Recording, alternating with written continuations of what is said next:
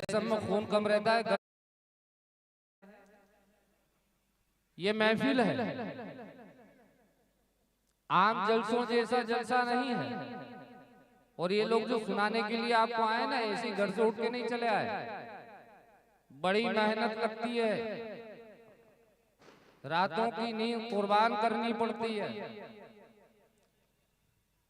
बचपन में जब आपके पास आपका बच्चा माँ बाप के प्यार के साए में पलता है, उस वक्त इस स्टेज पे जो लोग बैठते हैं वो अपने माँ बाप की जुदाई बर्दाश्त करके, जहां आपका बच्चा आपकी पसंद का खाना खाता है, वहां ये दाल चावल और रोटी पे कनात करके दिल इल्म दीन हासिल करते हैं। और उन मशक्कतों को बर्दाश्त करने के बाद माँ बाप का प्यार कुर्बान करके, माँ बाप की जुदाई बर्दाश्त करने के बाद जो इल्म कुरान और इल्म हदीस सीख के आते हैं और दिल में एक जज्बा होता है कि आइए जब हम अपनी बस्ती में आ गए हैं या जहां खिदमत के लिए आ गए हैं, तो लोगों तक हम अल्लाह और उसके रसूल का पैगाम पहुंचाएं। बड़ी मुश्किलों से जलसे सजते हैं, ऐसे नहीं सजते। कितनी मेहनत लगती है, माली मेहनत लगती है, माल जमा करना पड़ता है, तारीख लेनी पड़ती है, कई महीनों तक उलमा की तारीख नहीं मिलती है, और जब तारीख मिल जाती है तो इंतजाम में लगते हैं। और 9 बजे जब मैं यहाँ पहुंचा हूँ,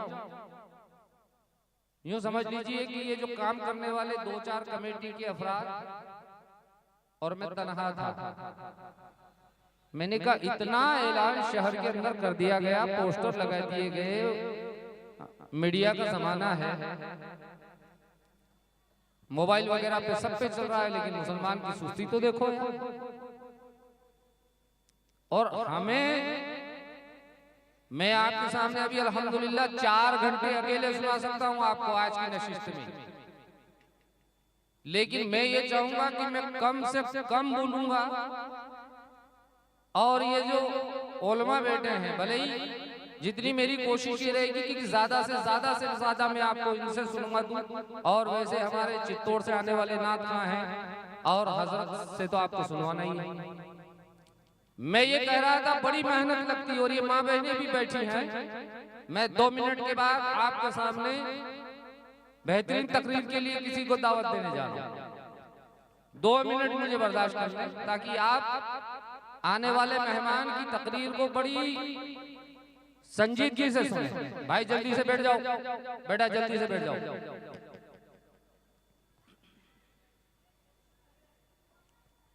मदीना शरीफ में पूरा तवज्जो इधर लगा लीजिए, माँ बहनें भी इस पे खास करके ध्यान देंगी। मदीना शरीफ में इमाम मालिक की दरसगाह लगती थी, बड़ा शोहरा हुआ, दूर दूर से लोग उनकी बारगाह में, उनके दरसगाह में इल्म हदीस सीखने के लिए आने लगे।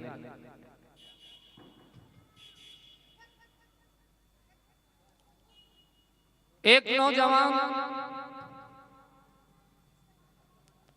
साबिर तुम भी एक जगह जाके बैठ जाओ, वहां पे किसी को मत रोकना, गेट पे मत रोकना, गेट पे कोई खड़ा नजर नहीं आना चाहिए।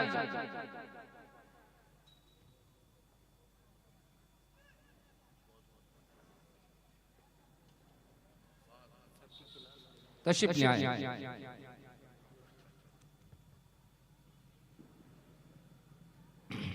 एक बार आप दुरूद शरीफ पढ़ दें, अल्लाहुम्मा सल्ली अला सय्यदना व मौलाना मुहम्मदिन व बारिक सल्लल्लाहु अलैहि सय्यदी या रसूलुल्लाह सल्लल्लाहु तआला अलैहि वसल्लम।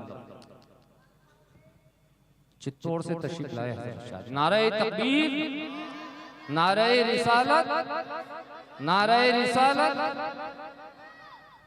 जश्न गौसुल आजम वाले।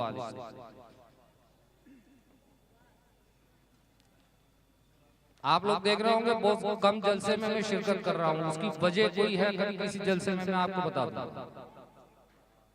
इसलिए कि मेरा मिजाज ही ऐसा हो गया है कि मैं जलसे को बिल्कुल आम जलसों जैसा होने ही नहीं देता। आजकल जो रस्मी जलसे हैं उन जलसों से मुझे कोई वो नहीं रही। ये जलसे आम जलसे नहीं होते हैं, या अदब से बैठने से और अदब से सुनने से ही कुछ मिलता है। हम आए लेने और मानना कि बेअदबी हो गई तो और कुछ लेने आए थे और मामला खराब हो जाए, ऐसा काम मुझे नहीं करना। मैं कह रहा था एक नौजवान जिसकी शादी हो चुकी थी उसने सुना कि इमाम मालिक की दरसगाह लग रही है। 4 इमाम है ना, उन 4 इमाम में से एक इमाम है ये। मैं जिनका नाम ले रहा हूं कोई मामूली हस्ती नहीं है, इमाम मालिक।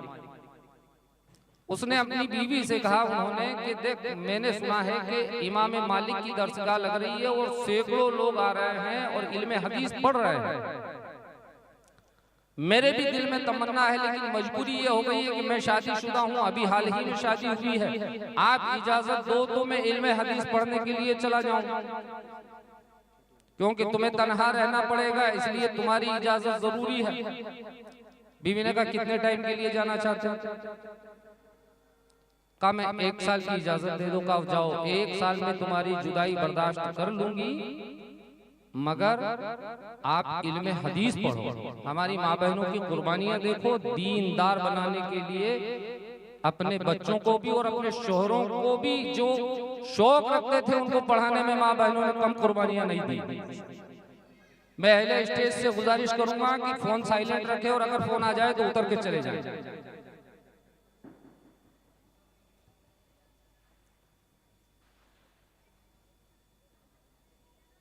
इजाजत मिल गई 1 साल की, तवज्जो है ना आपकी। पढ़ने चले गए। पढ़ने में ऐसे मसरूफ हुए, ऐसे मुनहकम हुए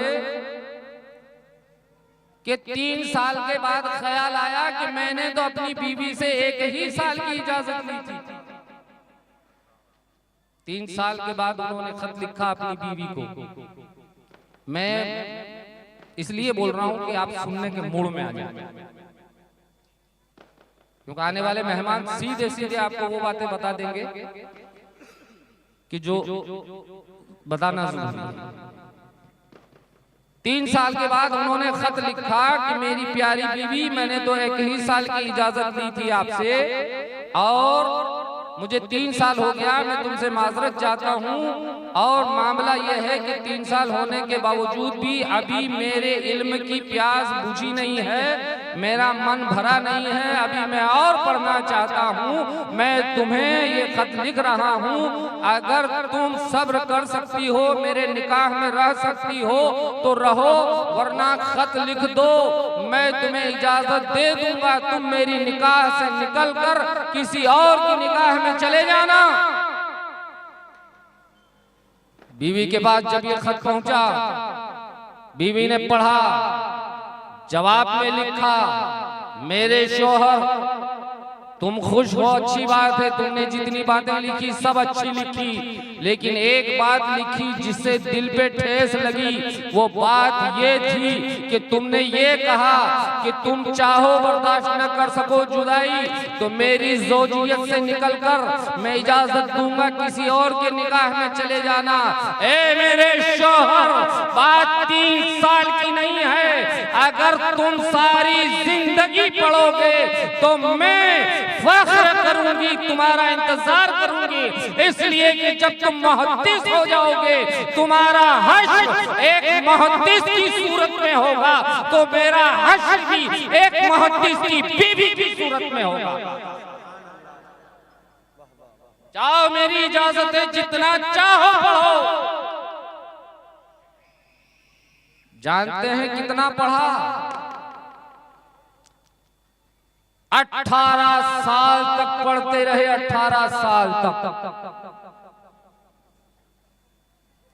इधर जब गए थे घर से, बीवी हामिला थी, एक बेटा पैदा हुआ।